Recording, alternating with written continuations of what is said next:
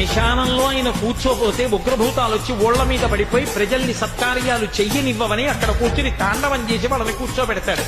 పార్వతీదేవి అడిగింది మహాభారతం అనుశాసనిక పర్వంలో, శుభ్రమైన కైలాసం ఉండగా, ఇంత ఐశ్వర్యం ఉండగా, చింతామణి గృహం ఉండగా శ్మశానంలో ఎందుకుంటున్నారని అడిగింది.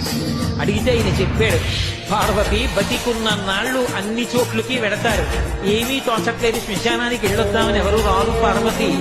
నేనంతవాణ్ణంటాడు, పొరుగ్గా ఉన్నానంటాడు, తెల్లగా ఉన్నానంటాడు, పండితుడంటాడు, పద్యాలు నాకు నోటికొచ్చంటాడు, ఉపన్యాసం చెప్పగలనంటాడు, నాకు పాటలు వచ్చంటాడు, నేను నాట్యం చేస్తానంటాడు, నేను అధికారినంటాడు, నా దగ్గర డబ్బు ఉందంటాడు, నేను పాట పాడగలనంటాడు. ఇన్ని ఉన్నాయనుకున్న వాడిలోంచి ఊపిరి బయటికి వెళ్ళిపోయిన తరువాత వాడిని తీసుకెళ్లి 4 కొత్త కర్రల మీద పడుకోబెట్టి చాప చుట్టి తాడు కట్టి పైన నూలు బట్ట కప్పి తీసుకొచ్చి అన్నీ తీసేసి కర్రల మీద పడుకోబెట్టి కాల్చేస్తుంటే జీవుడు లేచి నిలబడి పుర్రె పగిలిపోయిన తరువాత కన్న కొడుకు కూడా స్నానం చేసి వెళ్ళిపోతుంటే చీకటి పడిపోయాక, అయ్య బాబోయ్ చుట్టూ ఉగ్రభూతాలు, నా వాళ్ళన్న వాళ్ళు లేరు, వీళ్ళని నమ్ముకున్నాను, ఒక్కడు లేడని ఏడుస్తుంటే నేనున్నాను రా అని చెప్పడానికి నేను కూడా లేకపోతే చచ్చిన వాడు 1000 మాటలు చచ్చిపోతారని అక్కడ ఉన్నాను పార్వతి, నా కర్మకాలక్కడలేనంత.